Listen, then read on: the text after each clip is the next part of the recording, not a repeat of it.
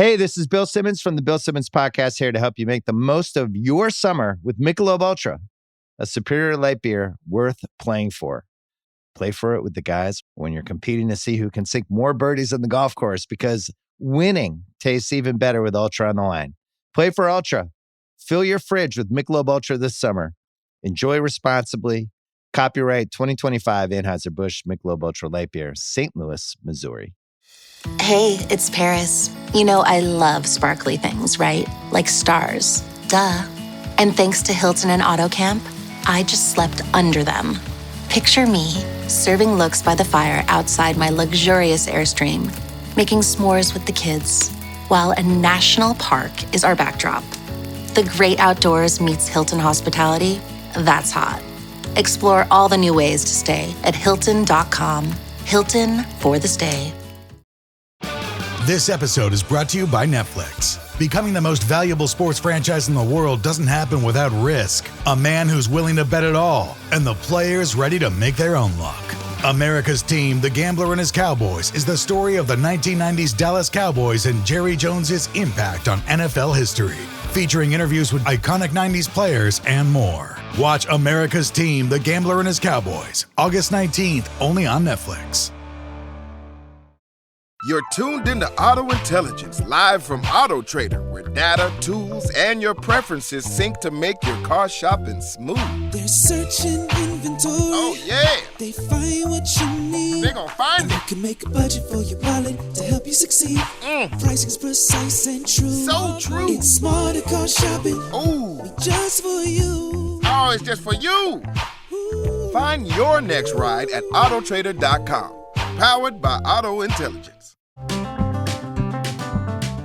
Hi, this is Tony Ruggiero here on The Tour Coach. If you're looking to get better at coaching, teaching, or playing the game of golf, you're in the right spot. I'm about to take you behind the scenes, inside the ropes, with all of the people I meet on my journey in the game of golf that are here to shed some experiences and shed some information that's going to help your journey improve and get better. Get ready. Let's go. Let's get better. All right, so joining me here on The Tour Coach before we hitches a ride to the airport, always on the move. Been fun being up here at 5 Iron Golf in New York. Great steak dinner with my boy Kolby Tullier last night. Great steak dinner. It was good, wasn't it? It was amazing. It was amazing. Wanted to pick your brain a little. There's been a lot of talk out there about reverse pivots and stacking till all that stuff. I want to talk about the importance of the pivot and winding up and loading, and why that's important, and the difference between, like, I think people confuse shifting and sliding and moving laterally, and also twisting versus loading, right? Yeah. I want to talk a little bit about that. Let's start, if you don't mind, with twisting versus loading, because to me, that's confused a lot. Yeah, I think there's a huge difference between twisting, turning, and loading and creating leverage. So what I always try to do, what you and I always talk about, is like when you truly load into the golf swing, you have to create energy and force. You have to be able to push, and you got to load into the ground, and you got to unload from the right side into the left side. Where the confusion comes in is most people think just standing and twisting is loading, and it's not. I don't think it's loading at all. I think you have to create leverage. So the drills that we do, like when I stand on the band, I make you feel like you're pulling the band as you load to your right side, and then you push and you load into the ground into your left side. Man, I think that's a game changer. That's a drill. Picking a specific drill, that's my go-to every time for the loading, to teach the athlete how to load. Well, and to me, it's one of the best for helping them. I mean, that's such a valuable drill, because it can help you learn to unwind correctly. Yep. It can help you learn to push off and stay in posture. 100%. I want to talk about another common flaw we see is people, they've all been told to get more pressure, more weight, mass, whatever, behind the ball, and they do it by shifting off the ball. I know there's been great players along the line that have gotten to the outside of their foot, but we're talking about helping the majority of golfers, right? And I see too many times players shift off the ball and they get to the outside of their foot. Let's talk a little bit about that. Yeah, I think it's just more or less than just pressure. So when we look at ankle mobility and foot stability, I like the weight to feel. I'm trying to get the athlete to feel the weight more on their instep into their backswing, to where now from that position there, it's almost like a box jump. Like I want the athlete to load, and then they literally can jump straight up in the air if I want them to. Right. So what happens is they get outside the columns. If the hip doesn't move back first, and then they get the weight to the outside of their foot, they can't jump from the outside of their foot. They're basically going to jump in a different pattern. So for me, getting them to feel that load and that deep right side to where you're getting an athletic posture, and then now they can start to use the ground more effectively. Yeah. So talk a little bit about sequence out of the top. We've touched on loading, going back, not shifting and not sliding. Talk about let's talk about the importance of one of the things I've learned from you. It's helped me a lot early on, and I see this a lot. And there's a lot of cool training aids out there like pressure shift boards, and I've used them and I use them. But to me, when folks start trying to shift over there, they tend to just lean out of the top. That's Correct. To me the biggest thing, especially all players. Out of the top, they make this good backswing, and there's such an effort to get to their lead side. They just lean their upper body over there. Talk a little bit about, and then with you, I've learned, and we've done a lot of work together on learning to push, actually clear the lead side by pushing off the trail side. Yes. And I'll just kind of do it here, but like you're pushing off that trail foot, right? Yeah, I think the big thing from separation on the top is literally having the athlete try to do that. I think if you start it from the ground up, it activates the lower half first, and then you create that time and space to deliver the club the way you want to with the correct pivot pattern. I think what happens is like when you get to the top and you lean, you're not using the ground anymore. You're basically just doing it with your upper body. So what happens is they get there and they'll start to feel like they have to kick the club out in front of them because they know it's behind them now. Right. So for me, like to get deep into your right side and literally just be able to turn your hip first, and this doesn't move. So I'm turning my hip and my upper body doesn't do it. So if I start it with the upper body, now everything starts to clear, and then I can bring the club into the position you want it. And it's all about the pivot. Right. So what happens is if you get here and you spin from the top, you're not really using your pivot. You're not effectively using the ground anymore. You're not creating any leverage. You're not creating any load. So it's a huge power gap. But I think, to me, the one thing, you've told me this. I actually, one of the times I observed Butch, I remember him saying was that with most good players, if you can get it fixed before they get to the top, they figure out how the hell to go through, right? 100%. And I think that's a good lesson for teachers out there and for players. Like, I think a lot of the issues that happen coming down to the ball are because they're not loaded into they either don't have a good club face. Yeah. And I know when we're working together, if their club face is jacked up, you're like, we got to fix that. And I jump in to fix the club face first. Their setup or their setup's off, or they don't load correctly to get the club in a structured good spot. I mean, I couldn't agree more. I think it all starts with the setup. Once you learn how to stabilize the face and you use the pivot correctly, it's the merge of happiness and bliss. Happiness and bliss. I dated one of those once. I know I tipped bliss, but I think you're going to be more inclined to have more consistent and better shots because of that movement pattern is corrected. Like what happens is once you start compensating, you start leaning and not using the ground and not separating out of the top, then all the manipulation starts happening in the hands. And I think that's a recipe for disaster. So what I try to do in the gym is to compliment on what you're trying to get your athletes to do on the tee. What does every USAA member have in common? Family.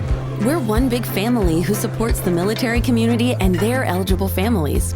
And if you, your parent, or spouse served, you could join our family and save big on auto insurance. Visit USAA.com/join today to check your eligibility. Membership eligibility and product restrictions apply and are subject to change. USAA means United Services Automobile Association and its affiliates, San Antonio, Texas. Brooks Running reminds us that we're all powered by something.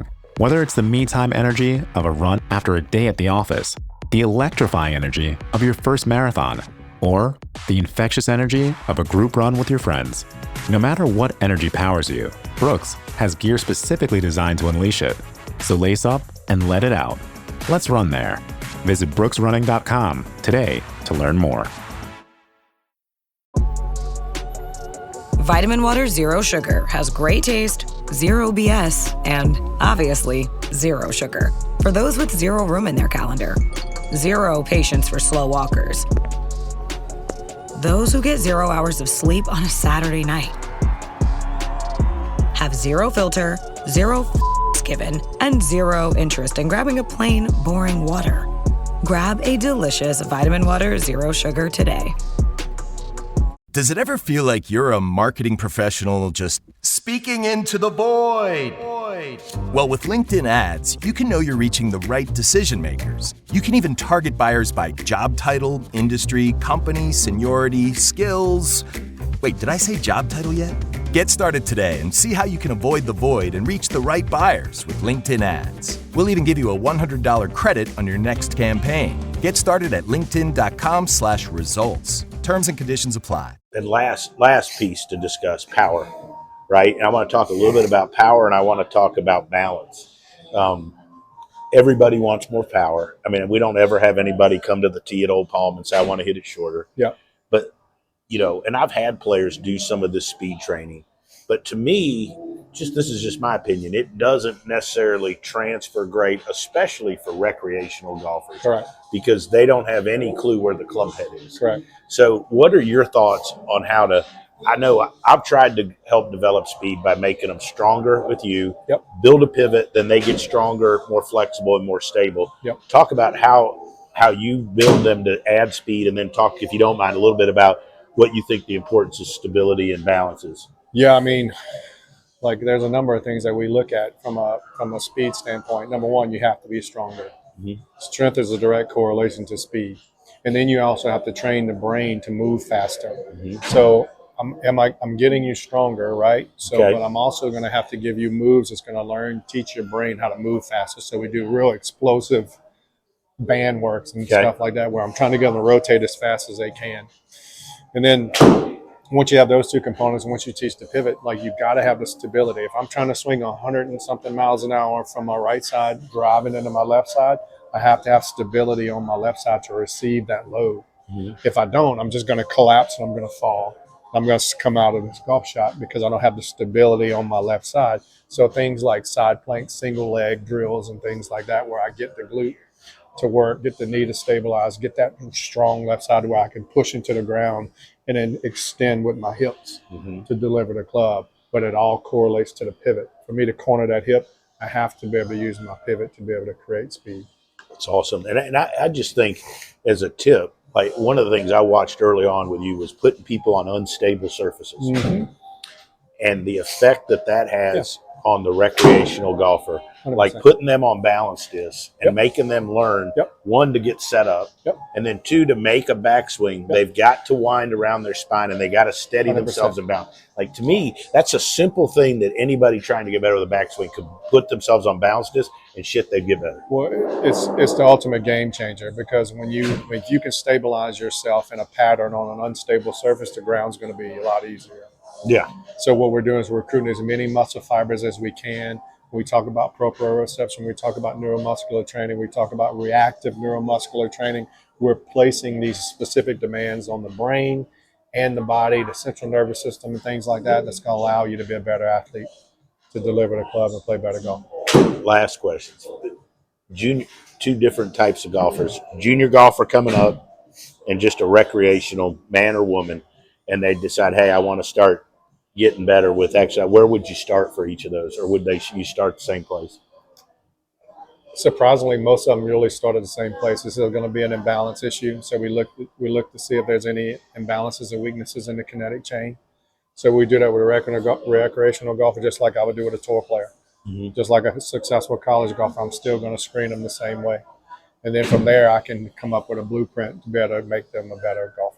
I thought today one of the most impactful things, and some of the response I got from people after, was the exercises where it's like a screen that I know you do with me and I do just on my own, is putting them on one leg and having them make one-legged pivots. Like, it's very powerful in the fact that it illustrates right away how weak and unstable they are on one side of their body. It'll show the imbalances they have immediately. Because you have an athlete who can't balance on their right leg, then I'm almost willing to bet 9 out of 10 times they can't load their right hip properly. Correct. And if I have an athlete that can't pivot off their left leg, then I guarantee you they can't get to their left side. Kolby, it's been awesome. Great time in New York with you. Thanks for all the help, everything you do for me. Got it. Well, have a good year, buddy. Let's go.